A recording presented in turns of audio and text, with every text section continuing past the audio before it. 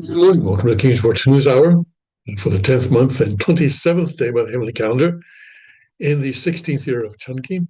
Let's go right to our sojourn around the kingdom right now in Chongpyeong, Tennessee, 18 degrees and mostly clear. A little bit chilly, I guess, be a little freezing there, and increasing cloudiness. Not as cold today, high of 49. Tonight mostly cloudy and cold, low of 26. Father's hometown, Cheongju in North Pyongan province. What is today North Korea? 28 degrees, partly cloudy right now, becoming clear late tonight, getting down to 19 degrees tomorrow, plenty of sun, high of 38. And in northeast Pennsylvania at the Cheongung Palace, 21 degrees and cloudy. Sunshine mixing with clouds today, high of 32. Tonight, clouds breaking, not as cold, late, low of 7, low down to 17 degrees. Liberty Rock RV Park and campground in Limestone County, Texas, 36 degrees and mostly cloudy. High of 60 today, continued mostly cloudy. Tonight, low clouds, low of 53. All right, low of 53 tonight. Yeah, I guess so. All right, not so bad. All right, at the Suncheon Palace in Korea, 45 degrees and mostly cloudy right now. Clearing and then getting out to 42 tonight. Tomorrow, sunny to partly cloudy, high of 54. At the Gunma Palaces in Japan, 42 degrees and clear and 33 degrees for low tonight. Tomorrow turning out cloudy, high of 52. Guangzhou, Guangdong province, clear and 74 degrees, partly cloudy tonight, low of 62. Tomorrow warm with hazy sun, high of 80 degrees. And let's go to Father's Word. Let's see here today.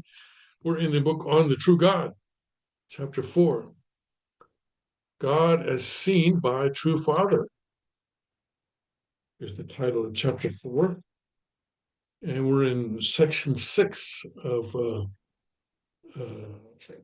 chapter 4, 6.2.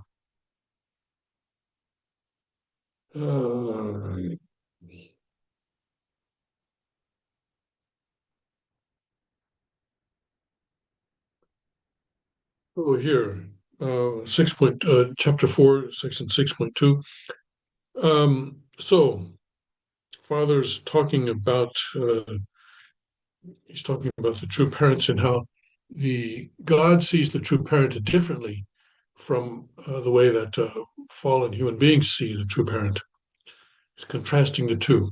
He says, so from the point of view of fallen human beings, the true parent is the savior, but from God's point of view, he is the true son and true parent who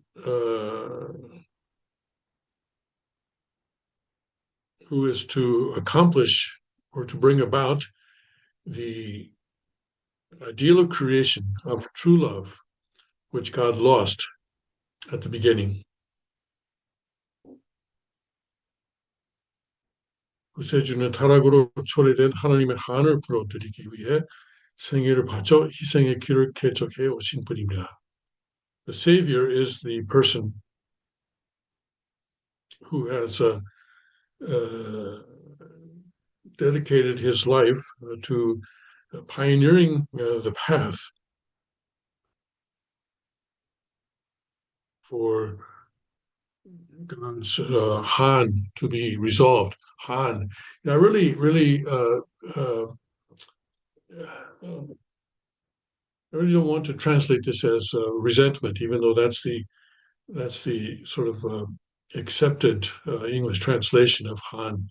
But it's really not, to me, the two words are just completely different. So I really am reluctant to draw an equal sign between the two.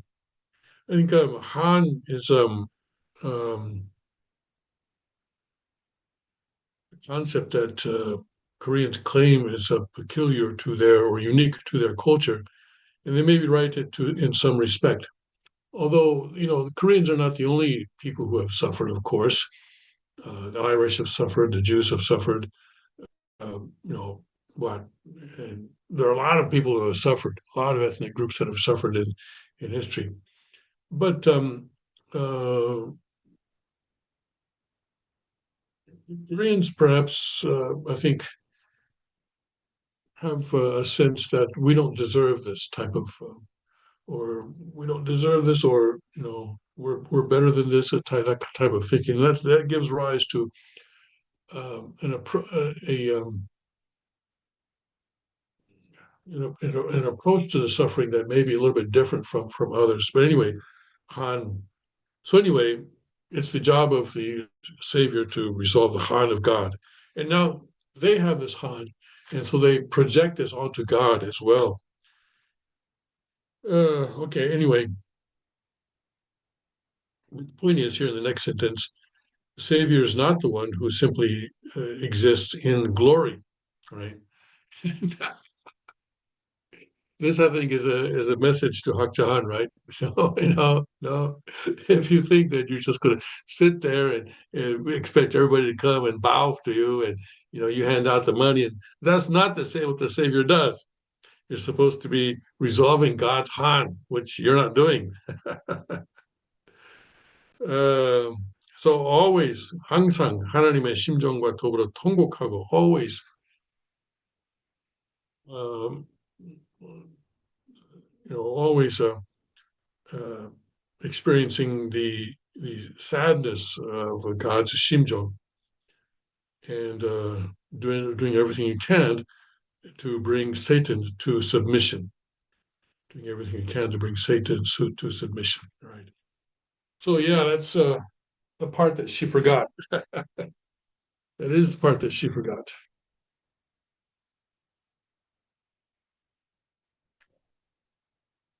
I continue to post on X that Family Federation is not the Unification Church, and the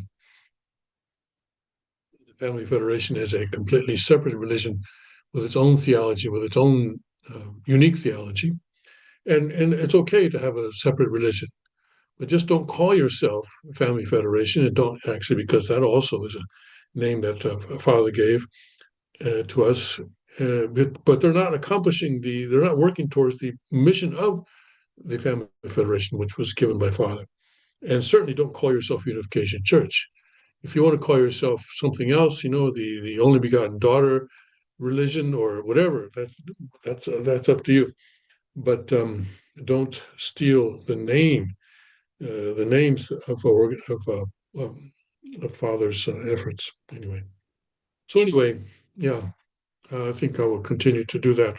It's something that I do. If I have 5 or 10 minutes, I just sort of go to X and I find I find a post because no one's going to read my post, right? That I put on my profile. But what I do is I go to other people's posts and I comment on those posts and I say these things in their comments. And some people ban me. That's okay.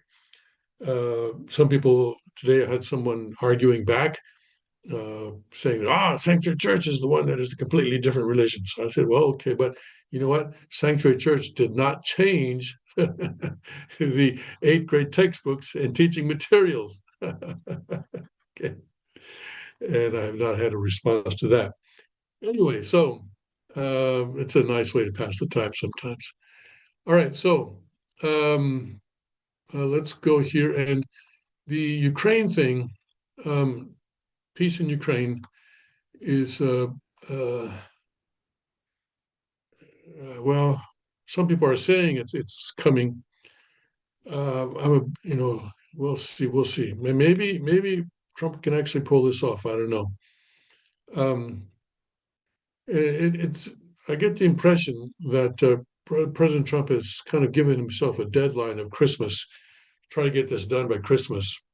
He's not saying it out loud, but so let's see. He has what a week and 2 days until Christmas.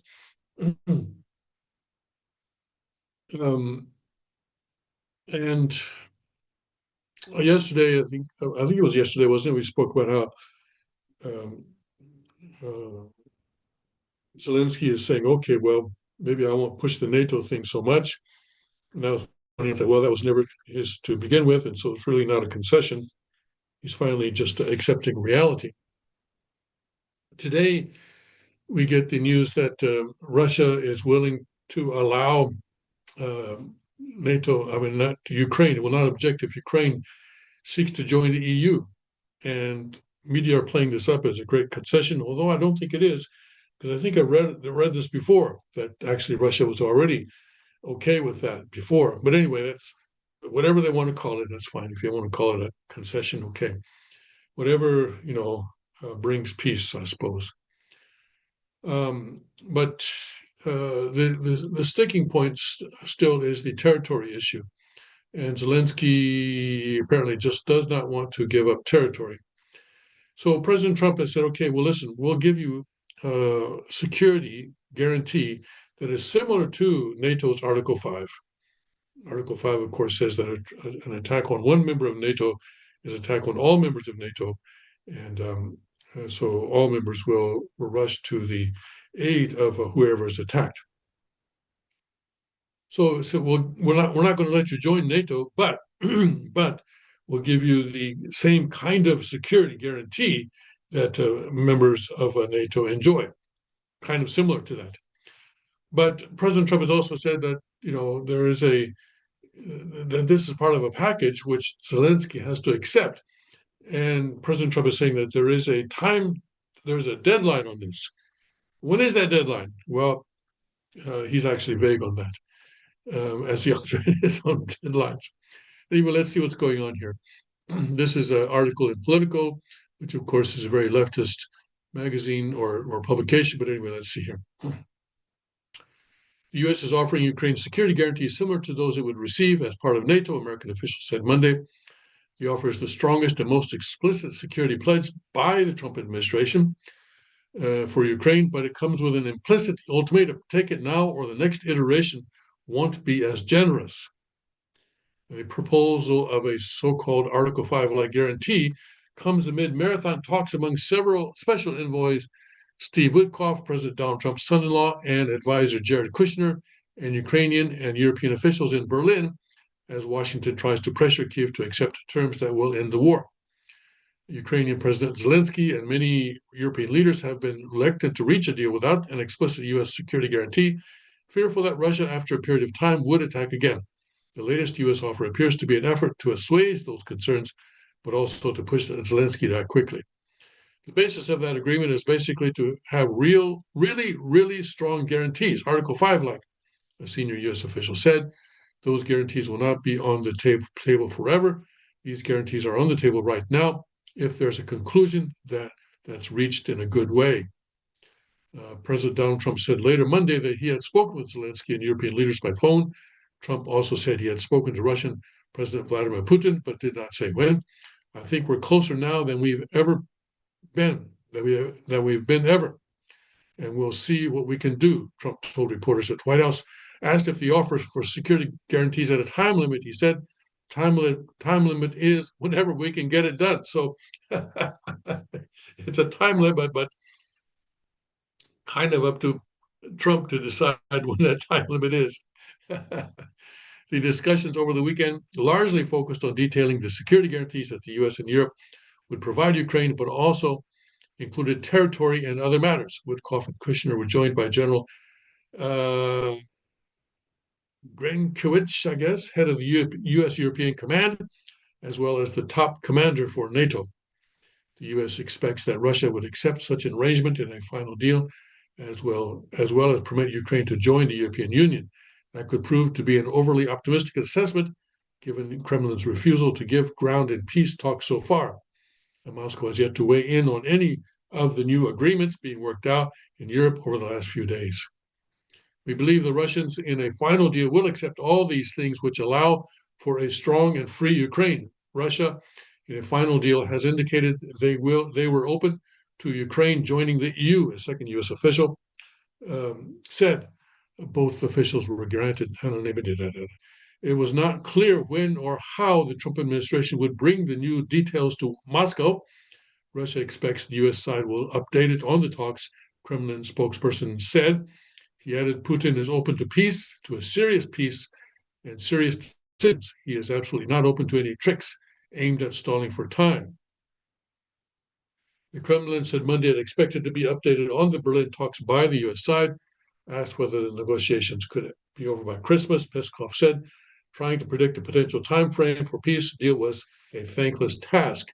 And also, I hope people realize that the Russian Christmas is not the same as the right. Peskov is what? Yeah, yeah, yeah, yeah. He's the Kremlin spokesman, right? So remember, we don't agree on what Christmas is because the Orthodox Christmas is about a week later. Anyway, the second U.S. official said the Ukrainian delegation was pleasantly surprised by Trump's willingness to agree to firmer security guarantees and to have them ratified by Congress so that they will endure beyond his presidency. The U.S. side also spoke highly of its European counterparts, who have been worried for months that the Trump team would force Ukraine to agree to unfavorable conditions. European officials also sounded upbeat. The legal and material security guarantees that the U.S. has put on the table here in Berlin are remarkable, the German chancellor said. Merz, along with his counterparts from Denmark, Finland, France, Italy, the Netherlands, Norway, Poland, UK, Sweden, and the EU, put out a statement welcoming significant progress in the U.S. effort and committing to helping Ukraine to end the war and deter Russian aggression, including through a European-led multinational force for Ukraine, supported by the U.S. Trump, who skipped this week's meetings in Berlin, but has been briefed twice by Witkoff and Kushner, plan to call into a dinner Monday for attending heads of state. He's really pleased with where things are, the first official said, et cetera, et cetera. So, but the American officials mostly avoided specifics on how they aimed to bridge other gaps in territorial disputes. They said they left Zelensky with thought-provoking ideas on how to do so.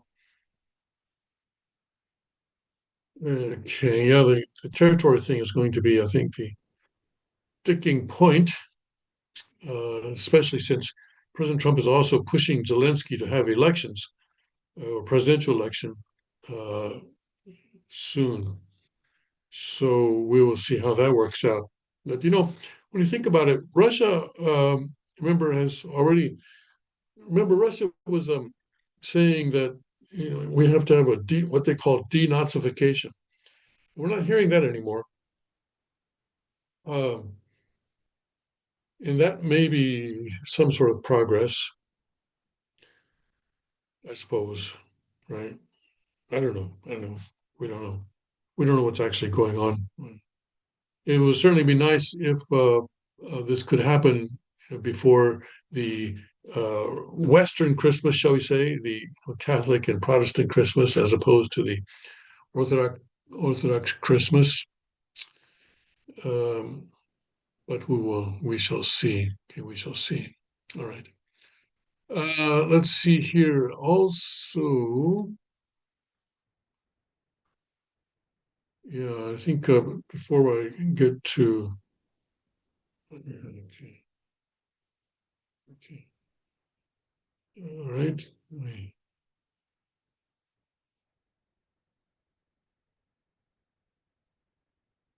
Before I get to the main sort of story that I have for today, DNI bombshell report. As the director of national intelligence, Joe Biden welcomed 18,000 known or suspected terrorists into the United States. That's a pretty big thing, isn't it? In just 4 years, that's pretty. Wow. The report detailed to Congress by National Counterterrorism Center Director Joe Kent identified thousands of known or suspected terrorists living in American communities whom the Biden administration released into the United States interior thanks to its border policies. Well, let's get them out. Let's get them out. I mean, these are the people that the ICE should be going after, you know, not people who have been in the States for 20, 30 years and are running their own business and so forth and have families. These are the people that they need to be getting out. The number one threat that we have right now, in my view, is the fact that we don't know who came into our country in the last 4 years of Biden's open borders. What we have is alarming, and I want to share that with you today.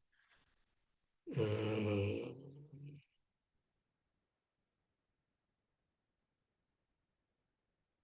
lot of the Afghan Afghans who were brought in under the Operation Allies Welcome, where it turns out they were not actually allies after all, I guess.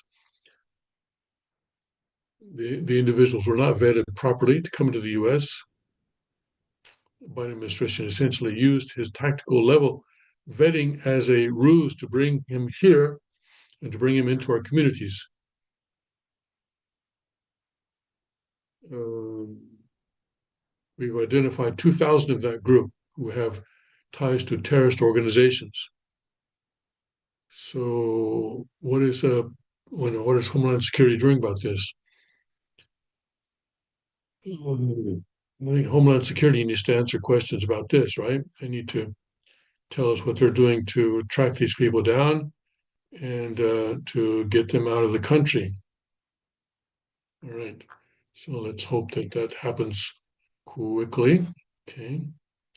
Now today, actually, I wanted to go here.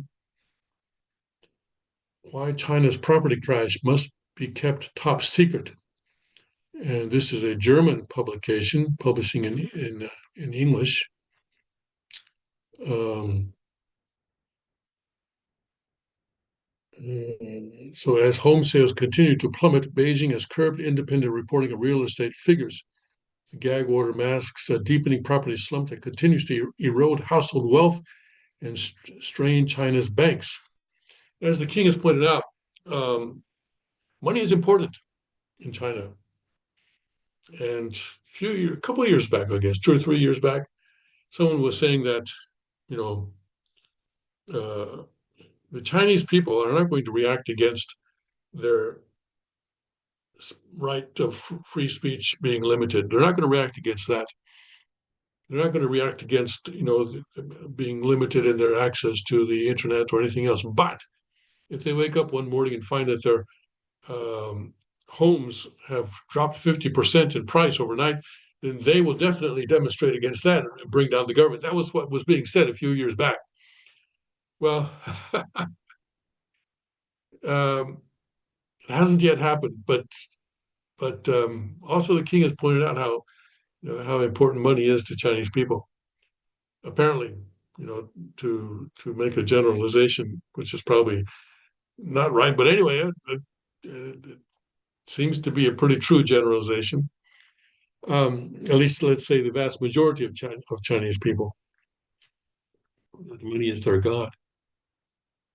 So anyway, let's take a look at what this German publication has put together here. The bigger the boom, the deeper and longer the bust. After 2 decades of runaway growth, by 2020, China's real estate bubble had pushed some prices to more than 17 times the average salaries. The perfect storm drove the boom, including reforms in 1998 that shifted housing from state provisions to private ownership, the migration of nearly 500 million Chinese from rural areas to cities, and abundant credit from state banks. A frenzy of construction transformed China's skyline. So, people were pouring their, like it says here, families poured savings into apartments because they uh, felt confident that the value of the apartments were going to rise. Families poured savings into apartments, and property speculation became the norm, helping millions of middle class households to feel richer and spend more. The turning point, whoops, there's always a turning point in these things. There's a but, yes. The turning point came during the country's first wave of COVID-19 lockdowns, when President Xi Jinping's government imposed sweeping new rules on how much debt property developers could take on. The result of the three red lines reforms was brutal. Real estate giants like Evergrande, Country Garden, and dozens of smaller firms defaulted, with more than 70 developers either going bust or needing state backed bailouts to survive. More than 5 years later, the subsequent bust shows no sign of easing. According to Barclays, a British bank, more than $18 trillion in household wealth has evaporated as home values collapse. Well, that's a lot of money, $18 trillion. That's half the US national debt. That's a whole lot of money. Meanwhile, construction activity, once a key driver of gross domestic product, slumped so badly that it now drags overall growth below Beijing's targets. And of course, we know that these statistics are not honest anyway, but even these not honest statistics still show a pretty grim picture. What is this? House price index, 15 to 25. Okay, so basically here in 15, it was 93.77. Now, 10 years later, it's 90.68. So, but the important thing, although, is the fall from the top, 112.99, about 113, let's say, and down to 90. So that's a 20, roughly 23, between 22 and 23. So that's a fall of more than 20%. And how long is that? Since in 4 years, 4 years. In a sign of just how sensitive the downturn has become, Chinese officials last month told private data providers to stop publishing home sales figures. That'll do it. Yeah. Yes. Cutting off one of the few independent windows into the current woes in the real estate market.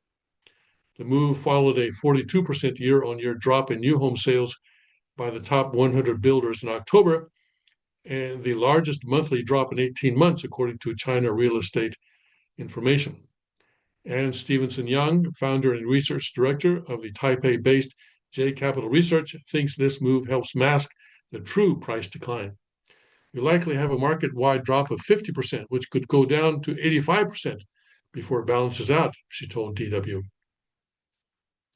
Giving an example of a colleague from the central city of Xi'an, who was offered 3 homes for the price of 1 by a developer. Stevenson Yang said it was the equivalent of a 2/3 drop in each property. Yeah. The tier 1 cities like Beijing and Shanghai average home prices have slipped by about 10% from their peak, Oxford Economics wrote in September, with cooling demand for luxury units spurring even steeper markdowns. The worst effect is, however, felt in the tier 2 and tier 3 cities, including Chengdu, Dongguan, where values plunged by up to 30%. And I think these tier 1, tier 2, tier 3 basically are, well, they say tier 1 are Beijing and Shanghai, right? So they're the largest cities, and I think then tier 2 and tier 3 are progressively smaller in size. Across China, the crash has left half-finished projects, ghost cities, and millions of households trapped in negative equity. In other words, the value of their home is less than what they paid for it, sparking public anger. There you go. Yeah, and sporadic protests as buyers hope that Beijing will step in with stimulus measures to shore up demand. And that's what the Communist Party has promised. Hey, don't worry. Whenever a problem occurs, the Communist Party will take care of it. Not the free market. We don't believe in free market. We believe in from each according to his ability and to each according to his need and all that. We're going to give you whatever you need. And so don't worry about property prices. It's always going to go up. Well, not so much. There's still a lot of excess supply, up to 3 to 5 years of unsold apartments and housing, mostly in smaller cities. George Magnus, research associate at the UK's University of Oxford China Centre, told DW, it'll take a long time to clear, especially as the cohort of first-time buyers 20 to 30 years old is now declining. Yeah, so fewer babies. Oops, one-child policy was not so good, not such a good idea after all. Having climbed to 1.41 billion, they say, China's population is now slipping backwards, marking the end of decades of growth. And that 1.41 billion, that actually also comes from the Communist Party. And so we don't know if it's actually true. I saw one person on YouTube who was claiming that China's actual population is only about 500 million. It's not anywhere near 1.4 billion. I don't know. And frankly, I don't know who knows. Maybe nobody knows. Well, maybe, the Chinese Communist Party is pretty good at tracking people. Maybe they're able to make an actual count. But I'll bet you it's not 1.41 billion, right? I think when the CCP finally comes down and the books get opened up, I think we're going to be surprised. Real estate once accounted for up to a quarter of China's GDP, helping growth remain in double digits for more than a decade during the 2000s and early 2010s. The slowdown has since dragged economic growth to around 5% last year, Okay. Still impressive, but again, one thing we know for sure, it ain't 5%. If the Communist Party says it's 5%, it ain't 5%. Anyway, but anyway, the bottom line, is that they're having problems, or they're having problems. And we don't know how big the problem is. Maybe they don't know how big the problem is. Anyway, down sharply from the boom years due to the knock-on effects on the rest of the country. So we do know that the economy is down sharply. That much is clear. Chinese steel and cement prices and output are dropping. Employment and business investments are weak. All of them collateral damage from the property crash, Stevenson Young told DW. Well, that makes sense. Probably also furniture, business and all sorts of other businesses related to construction. China was the world's largest consumer of iron ore, copper, steel, and cement, much of it tied to construction. Exporters Australia, Brazil, and Chile are among the global players suffering from the fall off on Chinese demand. As homeowners feel the pinch, the slowdown weakens household consumption, reducing imports of foreign luxury brands and autos. And here they are, I guess, looking at real estate advertisements here. Beijing is keen to avoid another speculative bubble. So stimulus measures to prop up the real estate market have not been as generous as in previous downturns. The Chinese government stepped in after the 2008 global financial crisis, the 2015 stock market crash, and during the pandemic. Rather than coming to the rescue this time, many Chinese watchers believe the government is allowing home prices to deflate gradually so that policymakers can prioritize stability. Oh, yes, stability. There's that key word. Always they want to talk about stability, right?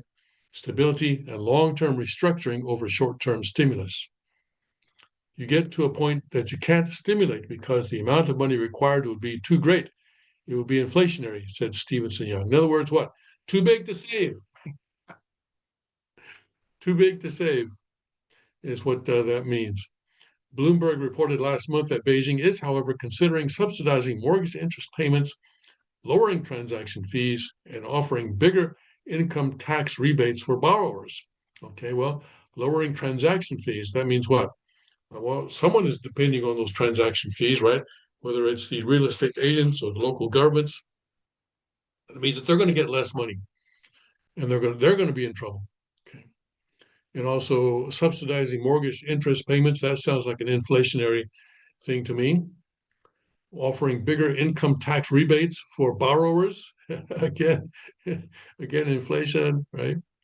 Here's the happy family. Yes, that's what communism brings, right? Oh, yes, one boy, one girl, and father, mother, the father holding all sorts of shopping bags from various department stores.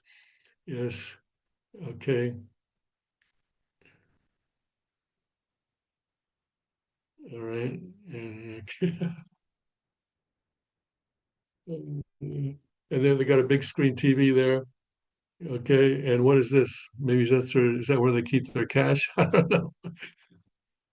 Okay, it looks like they got a balcony. Oh yes, yes. Happy family, happy family.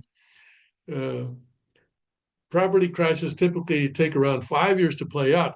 In the United States, the housing bust that began in '07 took until 2012 for prices to stabilize. In Spain, the post 2008 collapse also dragged on for roughly 5 years before recovery signs appeared.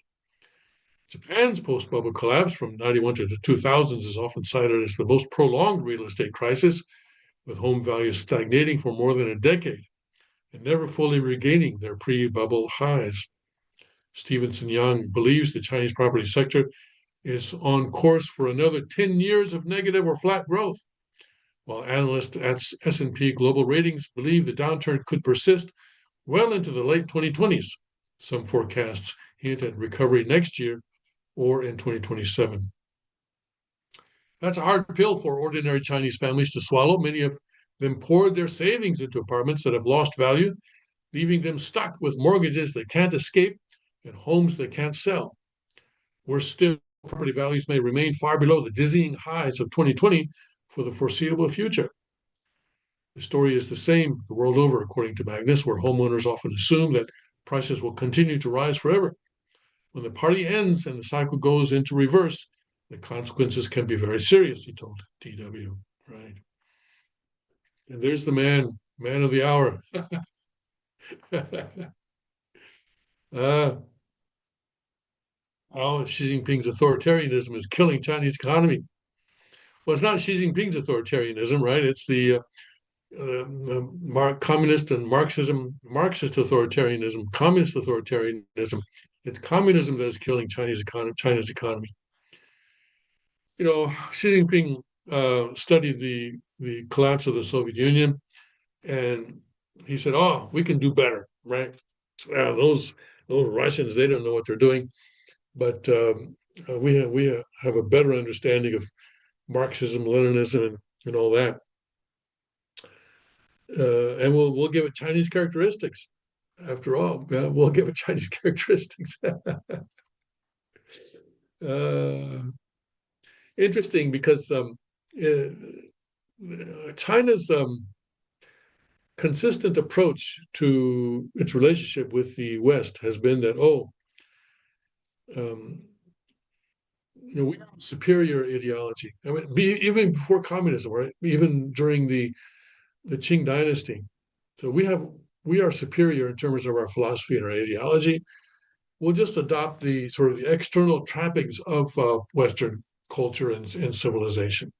Sure, we'll have trains, and we'll have roads and we'll have cars and everything like that. But we're going to keep our philosophy because that is superior to anything that they have to offer. And it didn't work for the Qing dynasty. and, but now the CCP is trying it.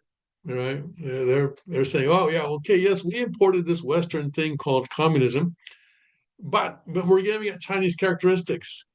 And so it's a superior ideology now. We're going beyond what the Soviet Union had, and this is going to be the ideology that's going to um, govern not only China, not only Asia, but the entire world.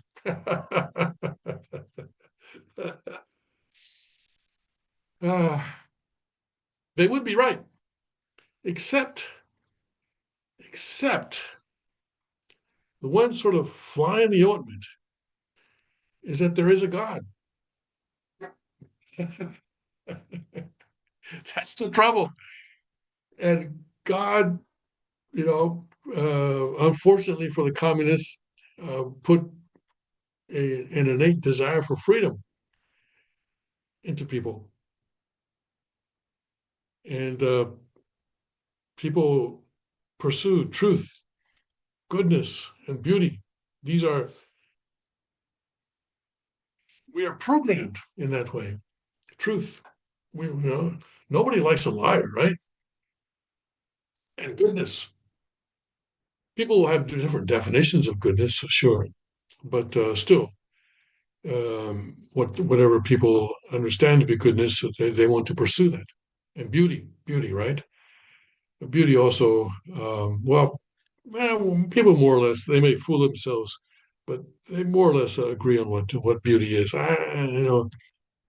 Don't get into this whole thing about, everything is beautiful. No, some things are not beautiful in the world today. Some people are not beautiful in the world today. They're nice people, okay, but they're just not beautiful.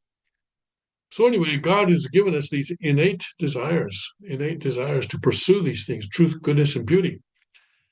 And communism can suppress them for a while, but not forever. And we'll see what happens in China. But eventually, the people in China have to stand up for their own rights and for their own freedoms, and no one else can do it for them.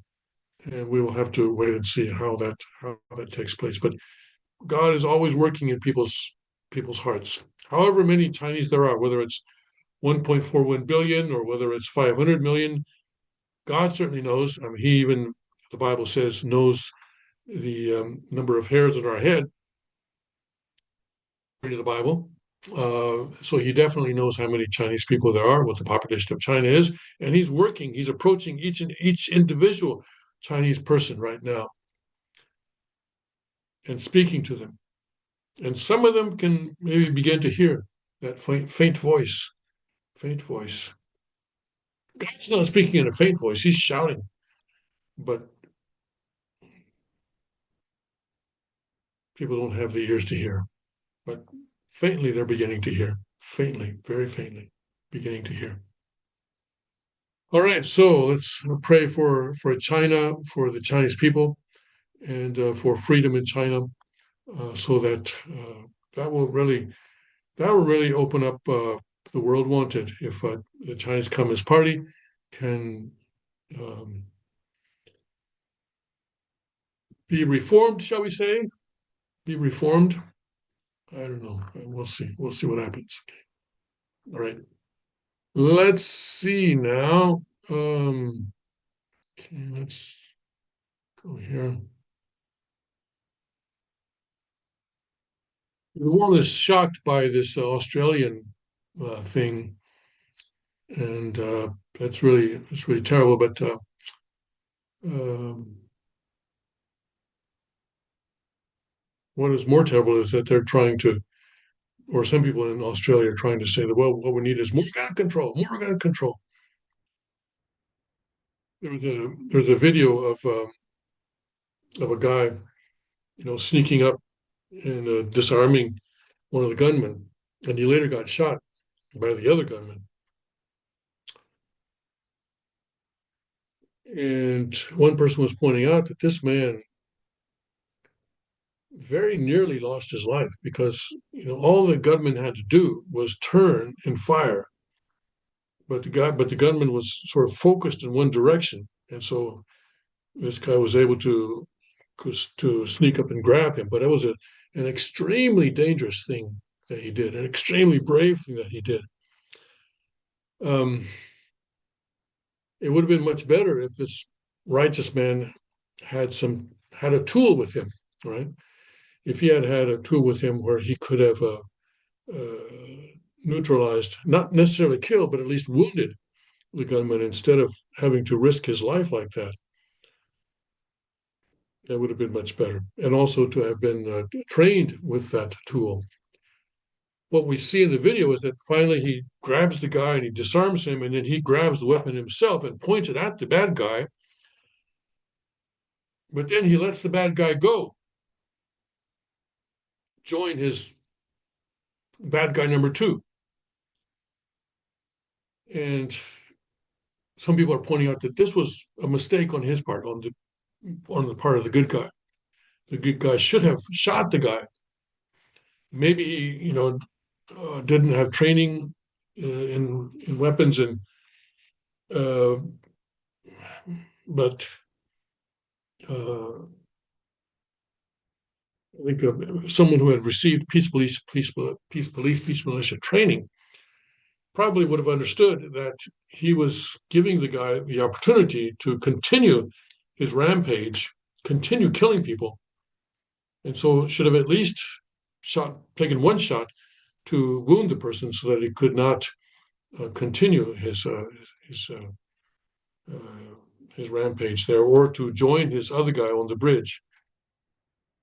Anyway, so Australia probably needs more guns and more gun training for righteous and law-abiding citizens.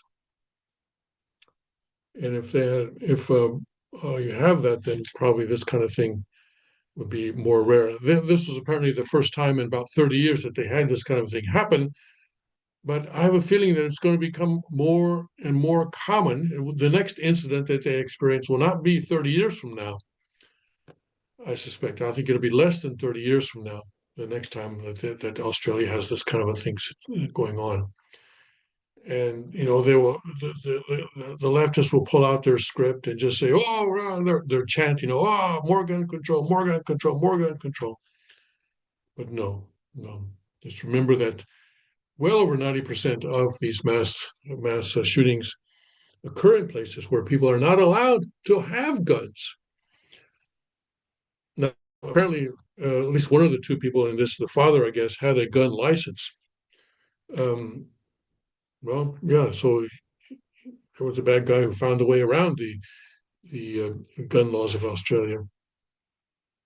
So unfortunate that people still, or many people still, do not realize that a gun in the hands or on the in the waistband of a righteous person is actually an excellent guarantee of a public safety. Okay. All right, let's see here. Oh, yes. What is it? Oh, FBI thwarts anti-ICE pro-Palestine group accused of planning New Year's Eve bombings in Los Angeles. Yeah. Every year, I think I have been encouraging people to basically stay home on New Year's Eve, especially don't go to Times Square or someplace like that where large crowds gather on New Year's Eve. There are more and more bad guys now out there who are trying to run up their body count. So don't become a part of their body count, please. So please stay home. Please stay home. In our community, we do not have any special service or anything like that on New Year's Eve. We do all that uh, on the uh, New Year's by the heavenly calendar, which of course this year is or next year is going to be February 17th on the Gregorian calendar. But anyway, FBI thwarts this, so that's a good thing. That's a good thing. A leftist extremist group was allegedly building bombs and choosing targets for New Year's Eve terror attacks in Los Angeles, but federal officials have foiled those plans. Okay. Four alleged members, excuse me, got a little bit of itchy eyes, okay, of a leftist offshoot of the group called Turtle Island Liberation Front. Turtle Island were arrested after federal officials disrupted the credible terrorist threat that involved improvised explosive devices, Fox News reported Monday. In a social media post early Monday, Federal Bureau of Investigation Director Kash Patel detailed the case. The subjects self identified as members of a radical offshoot of the Turtle Island Liberation Front, an extremist group motivated by pro Palestinian, anti law enforcement, and anti government ideology. They were allegedly planning coordinated IED bombing attacks on New Year's Eve, targeting 5 separate locations across Los Angeles. And what about New York? What about New York? Okay, well, the headline said New York, so right, the headline did say New York, right? Let's go back and check. No, okay, I missed. I just saw the word new, and I guess I assumed the York part. Okay, I'm sorry. Only Los Angeles, only LA. All right, only LA. Yeah.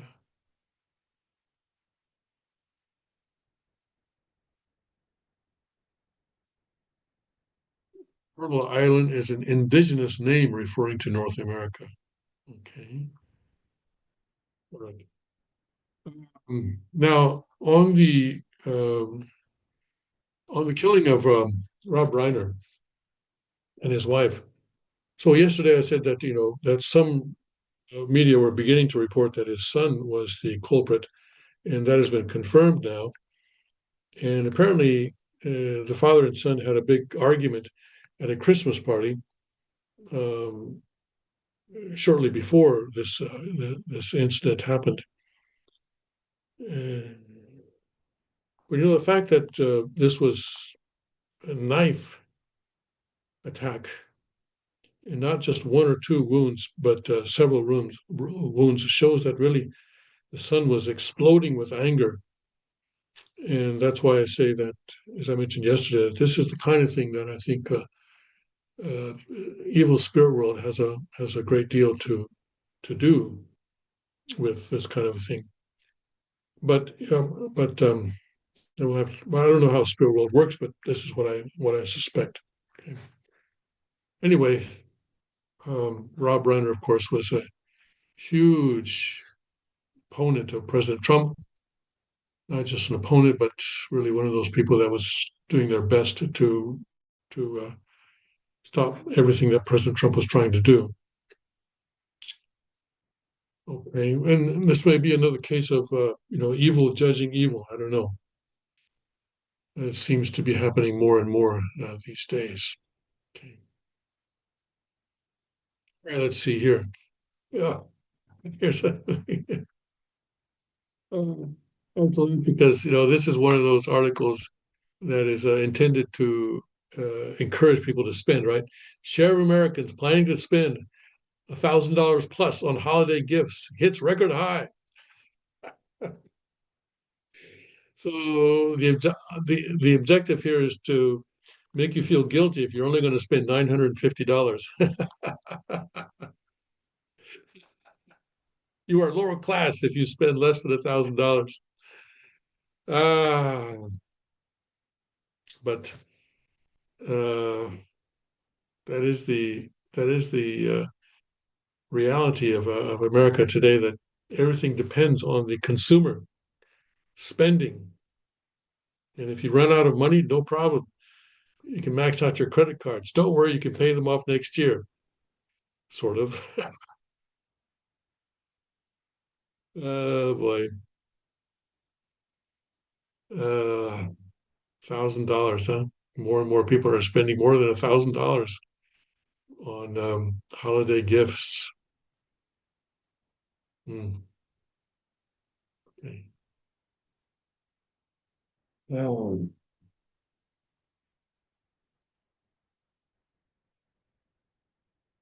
okay, let's go to Epic Times, see what they're doing. Bondi Beach mass shooting driven by ISIS ideology, according to the Australian police. Oh, you mean it wasn't Trump? I guess not, huh? Okay. And what we know about the deaths of filmmaker Rob Reiner and his wife. Okay. And the son was booked for murder. All right. Suing BBC, $10 billion over a misleading story that they published on January 6th, 2021 event. And let's see here. Trump awards Mexican border defense medals in White House ceremony. Okay, I don't see anything really exciting here. Australia expands Pacific policing hub amid concerns over increasing CCP police activities. Now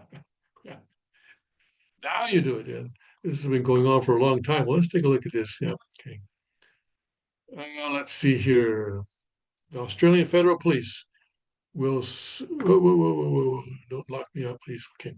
The Australian Federal Police will significantly boost its commitment to a security initiative in the Pacific region amid the Chinese Communist Party's growing efforts to expand its police presence in the area. Following a recent agreement with Papua New Guinea to provide policing support for the country, the AFP has announced a major expansion of its Pacific Policing Development and Coordination Hub in Brisbane. The hub serves as a support center for the Pacific Policing Initiative, a locally led Australian backed partnership aimed at strengthening regional law enforcement capabilities and disaster response capacity. And that's definitely a sentence written by a PR specialist. Locally led, Australian backed partnership. Locally led, what does that mean? Aimed at strengthening law enforcement capabilities and disaster response capability. Okay. The move came amid growing concerns about the gradual introduction of Chinese police in the Pacific region.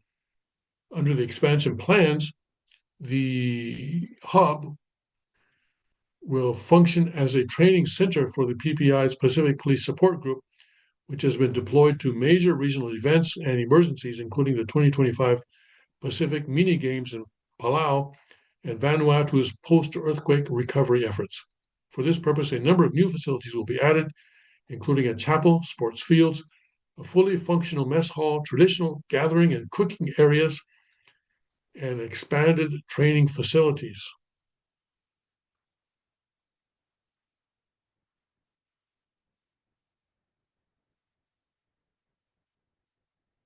These guys are standing around.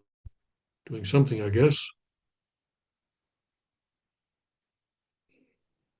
Development plans were announced at the hub's first anniversary in early December, when police chiefs, ministers, and dignitaries from Australia and several Pacific countries signed memorandums of understanding to establish the PPI's institutional arrangements and to define how Pacific police deployments will work. Mm-hmm. Okay. This is mostly a news release, not a real newspaper article. All right. Okay. So, yeah, that makes it less interesting. Unfortunately, these news releases are prepared by PR experts, and then some media that don't want to spend the resources to do their own reporting will simply take that news release and slap it onto their pages. That looks like what happened here. But anyway, it's good that Australia is doing more in the Pacific region to counter the CCP's increasing influence in the island countries, something that Father was calling for in the 1990s, right? Father established the Island Nations Federation for World Peace because he foresaw that China was going to be expanding into the Pacific and that there need to be some kind of a anti-communist uh, network among island nations. Okay. The main school swapped detention for hikes. We visited to see if it works. Okay, well, here we go. Guy is walking through snow in what kind of footwear is he wearing? Is that adequate footwear for snow? Maybe, I don't know. I don't know. Mhm. All right. Okay.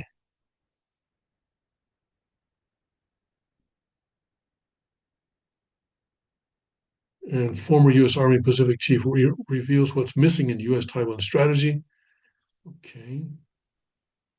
And this is a video, so I cannot show it to you, but it's the kind of thing that we like to make ourselves aware of.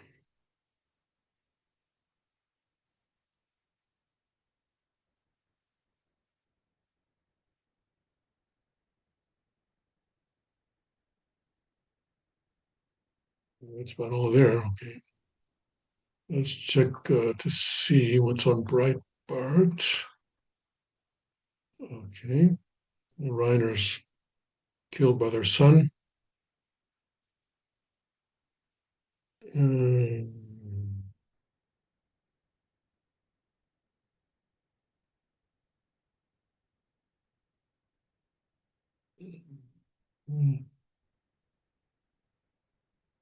Donald Trump Jr. engaged to Bettina Anderson. We have a photograph. Well, that's not a very good photograph. Hmm.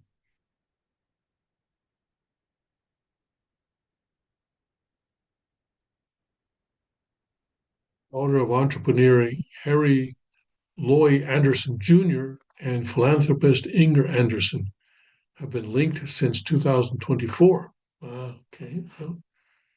Well, all the best to them. Hope they make a good. Oh, oh,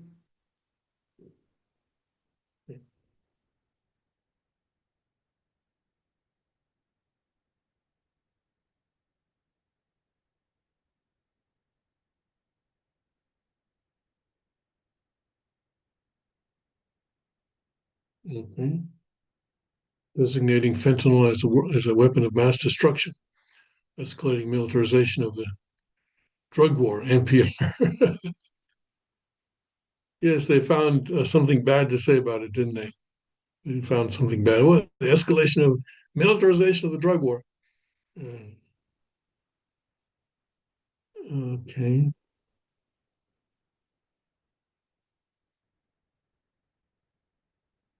One says its military can respond rapidly to any sudden Chinese attack.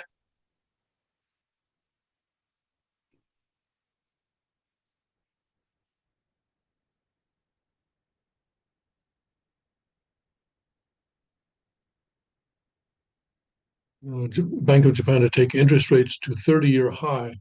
Now, this is something that a lot of people are paying attention to because of, I think I explained about the Japan carry trade before, and that only works if Japan has lower interest rates.